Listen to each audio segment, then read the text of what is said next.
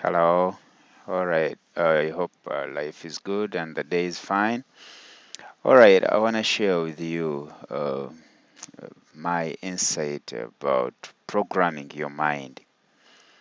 It's very necessary for every living human to think about how his or her mind operates or how your mind works. Uh, you need to program your mind to serve you well if you're going to have a successful and prosperous life. Every successful person has mastered certain things, certain disciplines that get them to become successful. So that's why I say every human being, if all people on this globe would understand how to program their mind to serve them well, surely no one would be a slave to any other. And the human mind has two systems. It has the conscious system and the subconscious system. The conscious system is the active or the execution memory, and the subconscious system is the storage memory. In other words, every experience you've ever gone through, all the images you've had from your childhood to where you are, every emotions that you've ever gone through, they are all stored in the subconscious memory, and it's much bigger compared to the conscious memory. Now, the inventors of computers had to look at how the human brain operates, and they came up with a prototype on which the computers, the gadgets we have today, were, built. This prototype on how the human mind operates is a replica of how the computer system do operate. In the computer system, we have the RAM and the ROM. If you compare those two memories to the human memory, it's in a way that the conscious memory is doing exactly the same thing as the RAM, the random access memory in computers. And the subconscious memory is exactly doing the same functions just like the ROM, read only memory in computers. It's used for storage, and so much information that you have is all stored in this memory.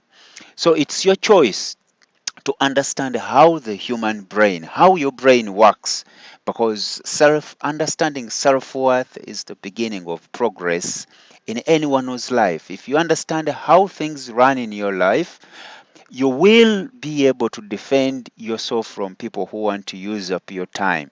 And you always think that I have not so many years to live on this planet, so I better use my time well, and I need to plan for my time. I need to understand how my brain or my mind works or how my memory works so that my memory is used in a way that it serves me, not serving and accomplishing other people's goals in life. So understanding the human brain and how it operates, the conscious and subconscious memory, you need to align your subconscious memory with the conscious memory. If you want to reach any dream in life, you need to think in a way that you obsess your subconscious mind to have the images, to have the emotions, to have the feelings, to have your end goal or your final goal that you want to achieve.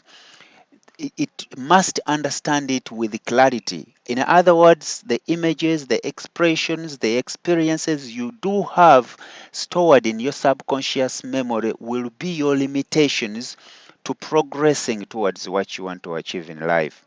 Everyone has goals, everyone has dreams, but why are we resisting our own progress? It's because we just don't understand how the conscious memory work and the subconscious memory work.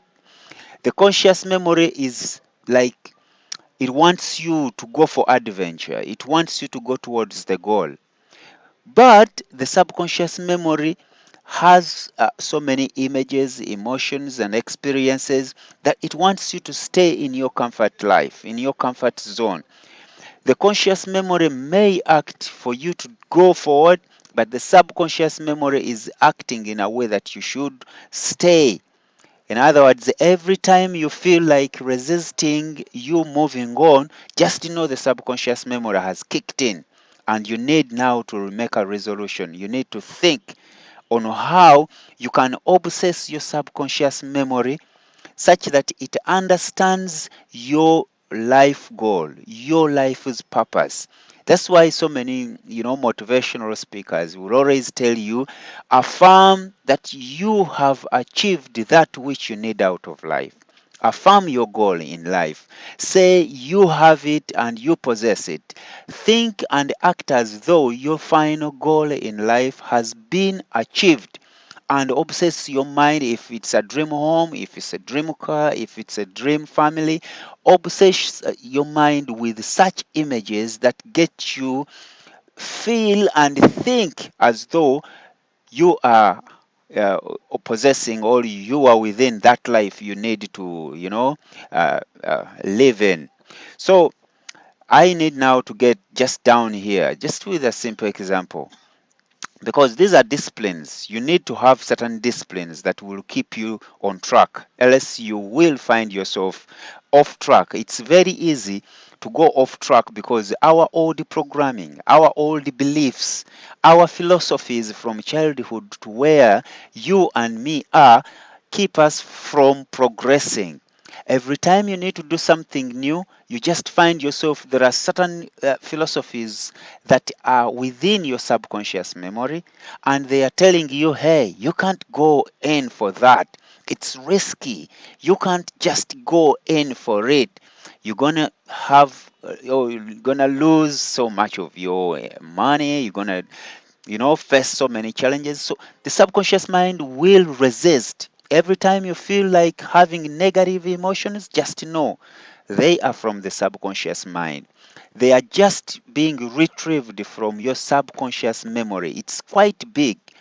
And the conscious memory is very small. It acts in the present and it wants you to go for adventure. So you need to have certain well-defined disciplines to discipline your subconscious mind to, envision, to make it become obsessed with your vision. Where you want to be 5 years from today, 10 years from today. You need to envision your final goal before you even get started. So I normally define success and failure in basically two, just in simple terms to me.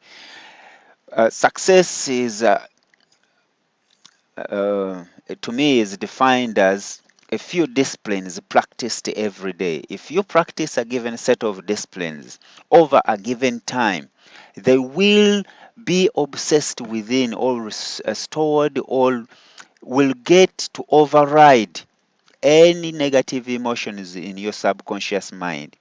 And that's why somebody who is successful continues to become successful, because the disciplines he or she has in the subconscious mind make him or her do more of success disciplines.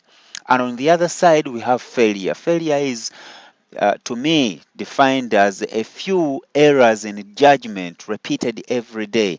If you keep repeating a given set of errors today, tomorrow, a month from now, 1 year, 5 years, 10 years, how enormous will it be in 10 years that you will be in a situation called failure? And the person in that, umbrella, or in that situation is now going to be called a failure, because your errors in judgment keep you moving towards failure. They keep you going off track, and no one gets you there. It's your daily decision, everyday decision. That's why you must come up with clear philosophical disciplines that you must practice every day if you want success. If I can give a simple example how I deal with my money, if every month on my income I have a percentage, I say 10% of my income is for me. I must save 10% of my income every month, and no matter what happens, this is mine. No one has a claim over it. Nothing is going to make me spend the tenth of my income. So in 10 years, or in 5 years, or even after a year, I will have some money saved just for my personal investments. I need to invest in enterprises that will take care of my financial future when I'm aged, when I grow older. Otherwise, you're going to go through your 20s, your 30s, your 40s without anything that no one has a claim over. So it's very important that you change errors in judgment, replace it with certain disciplines practiced every day. And eventually, I'm going to see you at the top. All right, we get back in a minute. Just have a good time and